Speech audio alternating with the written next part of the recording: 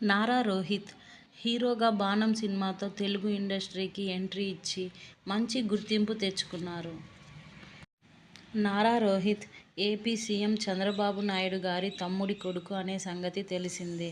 ఆయన పేరు నారా రామ్మూర్తి నాయుడు.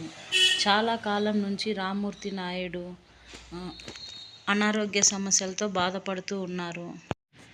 అయితే ఇవాళ టాలీవుడ్ హీరో నారా రోహిత్ ఇంట తీవ్ర విషాదం నెలకొంది. నిజానికి నారా రోహిత్ ఈ మధ్య కాలంలో తాను ప్రేమించిన శిరీష అనే యువతిని పెళ్లి చేసుకునేందుకు నిశ్చితార్థం చేసుకున్నారు. రేపు నెలలో పెళ్లి కూడా జరగాల్సి ఉంది.